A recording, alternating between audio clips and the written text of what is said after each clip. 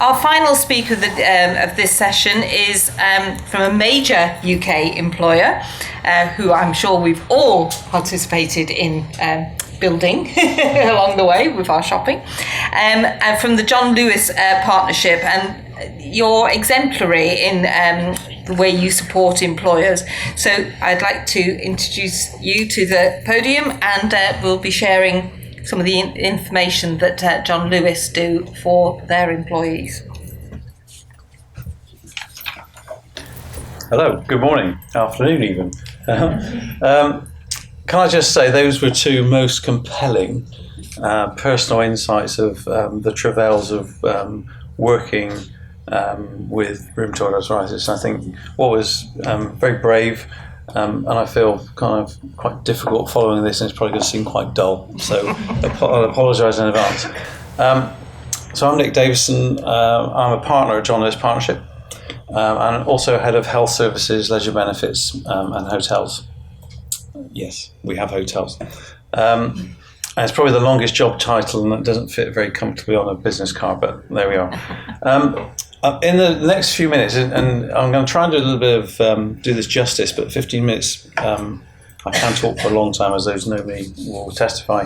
But I'll give you a snapshot of what we do, what we try to do, but please don't take it away that actually we are perfect, because we're not. We don't always get this right, but we'll give you some idea of what we set out to do and how we provide health services for our partners. So those of you that haven't shopped with us, John Lewis Partnership comprises two brands, John Lewis and Partners and Waitrose and Partners. We were given in trust to the partners, to the employees back in 1929 by Speed and Lewis as a form of an experimentation, really. So industrial democracy, social experiment was kind of how it's described. And it happened across the way here, just around the corner, when actually he was commuting on his horse across Regent's Park, as you used to in the early 1900s, and fell off and had a riding accident and was laid up for a couple of years. And he drew up this plan to try and make a fairer business, where actually the rewards were more equally shared across all of those that worked in it. Today the business is much different, much bigger, so we're at nearly 83,000 people, and that includes nearly 8,000 line managers.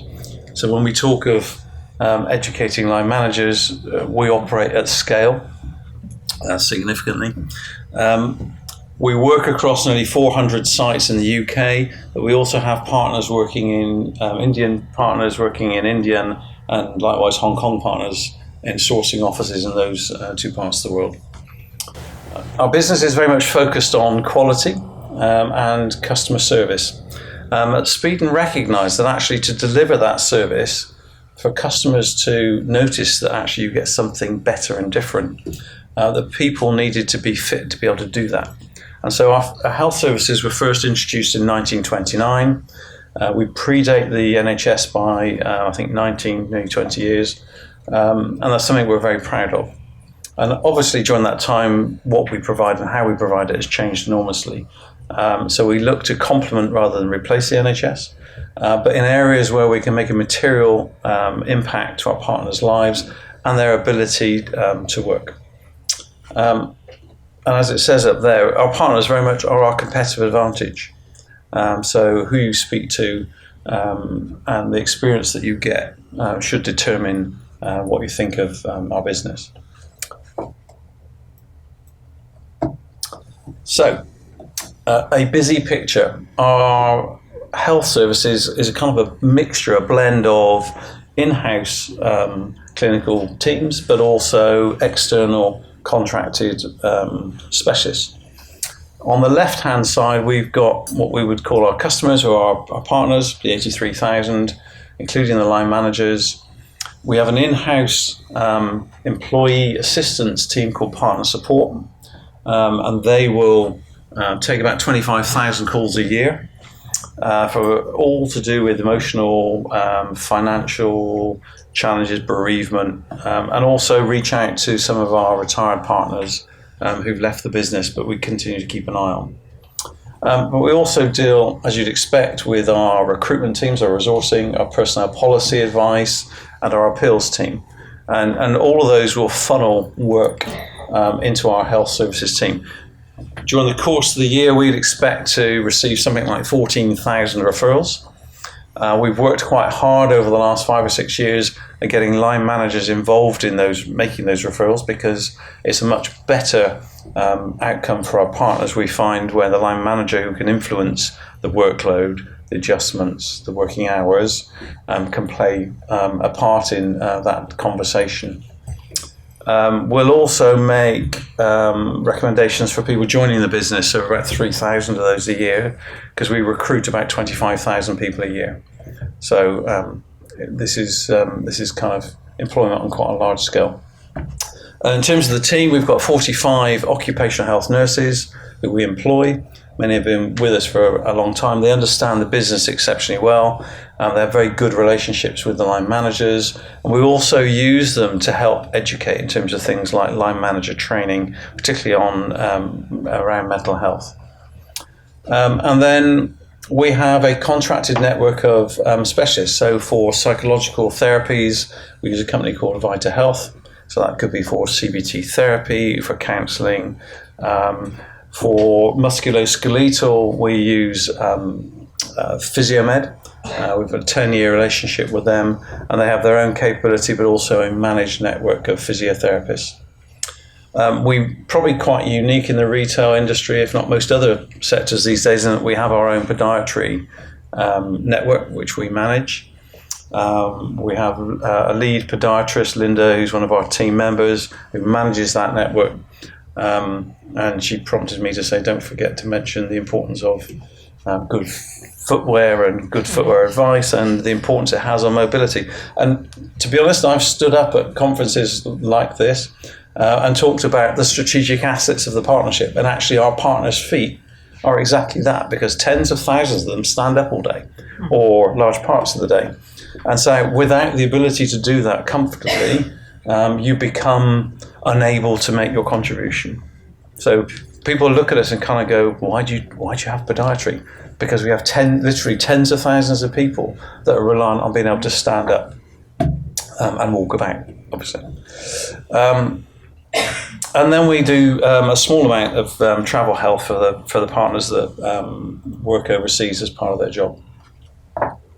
The bit down here, and the reason it would be very easy these days to outsource all of this to somewhere else and let them deal with it. The integration of all of this is not easy, and it's not seamless. Systems play their part in that. All the information isn't kept necessarily in one place.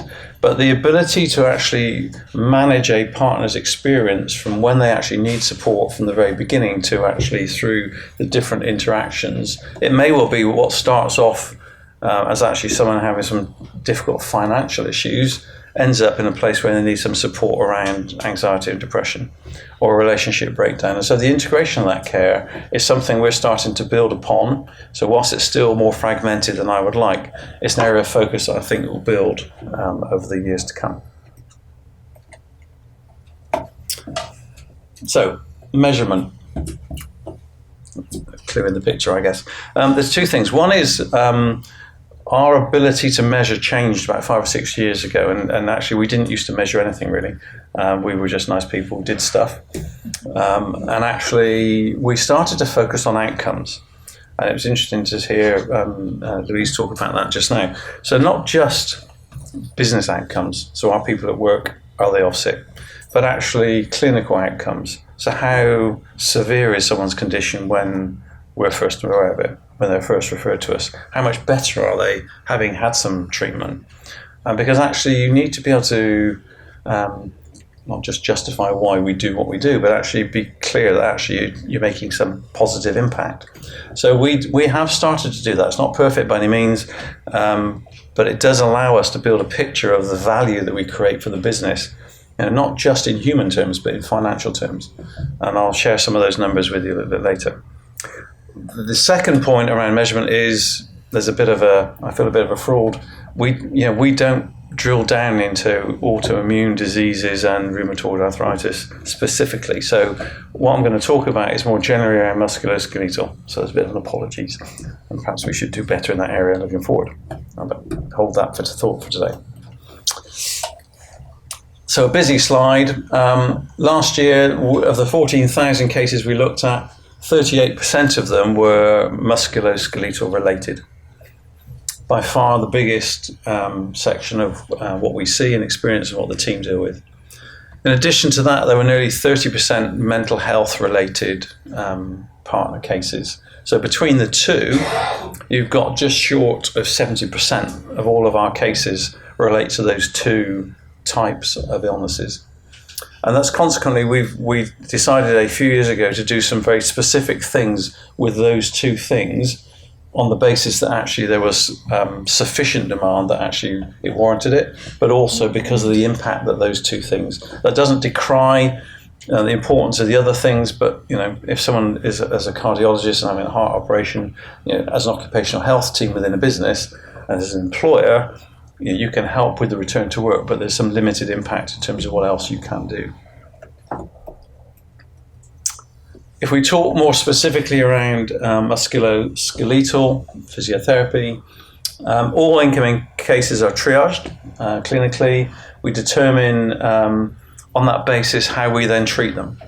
So the condition will determine the pathway, and we've got two distinct pathways. One is around remote management, specifically for less severe, the more common issues which we'll talk about in a second, where we manage those through a chartered physiotherapist, but over a 10-day period as opposed to typically a 5-week period for more traditional hands-on face-to-face treatment.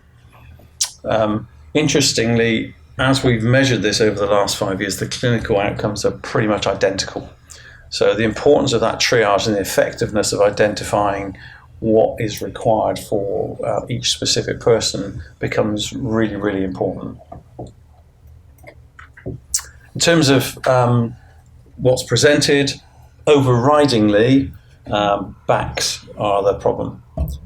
So lower backs in particular. This is for last year. You can see the numbers as they came through, but it's back, shoulders and knees. And there's a combination of many other things after that. That probably won't surprise many people. And the overriding issue, I'm told, is as we all grow a little bit older and lose control of our core and become a little bit flabby, and I can put myself in that camp, we aren't quite so good at being able to prevent the onset of bad backs. And that's largely what this is. And this is why it responds so well to remote management, a very specific set of exercises. So some headlines of the service overall around musculoskeletal. On average, our partners will speak to a physiotherapist within 2 days. So the triage is usually done on day 1. The appointment is made to speak to the physiotherapist on day 2. We'd expect people that are seeing somebody for face-to-face treatment to have that within a week. Last year, we treated 2,500 partners for physio referrals. And this won't probably surprise anybody either. Our main customer base is 41 to 60 years old, and they represent over half of what we see from a caseload perspective. Those lower back challenges I was talking about represented 40% of the overall volume. So whilst we would see that as the less severe type of, we experience much more complex cases than that, but actually that is the majority. In terms of podiatry, back to Linda and her gang, we saw 2,500 partners last year. And we also scanned nearly 2,000 pairs of feet. So we have something she refers to as the dance mat, but it's actually gait analysis. So we will proactively take that out through the podiatry network to sites and actually give educational advice to partners around footwear. Particularly distribution centres, and everyone gets a little colour picture of their feet and how well balanced they are, but also corrective advice on orthotics or shoe wear, which is really, really important. And when I talked about how we have two different pathways, 65% of our cases are managed remotely, so it gives you some sort of sense around the severity and how we deal with those. In terms of outcomes, so back to, we talked about measuring We ask our partners around their pain, their mobility, their productivity, and obviously that's in part depending on whether they're at work or not. And we do that also subsequently after treatment. So 57% improvement in pain, 21% improvement in terms of mobility, and 25% in terms of improved productivity. We've got a few, these numbers probably they're a little bit jumbled up at the bottom, but 76% of the people that we treated were at work, so they hadn't gone off sick. This was before, and actually the intention, whole basis of this is early intervention, trying to help people get better while they stay in work, even if they're on reduced hours. I haven't included stats, but we look at actually who's working full duties, who's on adjustments before and also afterwards. But the significance is actually those 76% were when we started, that rises to 96% by the time we've discharged and finished treatment. And there's obviously a tail that carries on after that. What does that mean to our business? In the last 3 years, we've saved 190,000 working days for the business through a combination of fast-track access to the service, but also through that productivity improvement. Now, in terms of hard numbers, that's about £17 million. And that's the compelling piece when you want to talk to the finance director around why do we invest in health? Because we're a nice company, we've got partners that co-own the business, it's morally the right thing to do, all of those things. But financially, it makes sense. And that's what we'd hope we can get that message across to other people. In terms of the partners, the satisfaction level remains consistently up into the 90s. Last year it was at 97%, and long may that continue. And then finally, there's a kind of a bit of a, I guess this is a bit, kind of signposting, I guess is the description.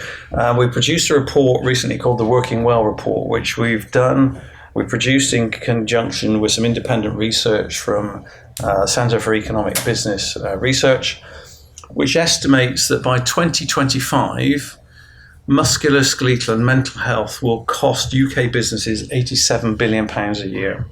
That's £2,600 per employee. But we believe, if you look at the impact of early intervention and providing the type of services that we've described, you can reduce that by £38 billion or £1,100 per employee. If you want to look at the report, please do. It's johnlewispartnership.co.uk/workingwell or #workingwell.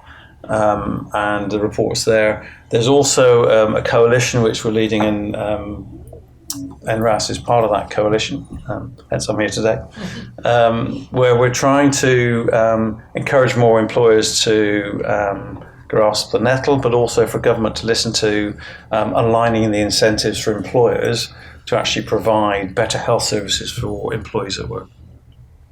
I left you with some images. Catherine, our physiotherapist, won't thank me for, but actually this is one of the videos that we provide in the distribution centres for actually people warming up and actually some preventative things around exercise before you start your shifts, which is kind of a timely reminder this isn't all about rehabilitation and sport. This is actually about, on a day-to-day, looking after ourselves. Hopefully you found that interesting. Thank you. Thank you.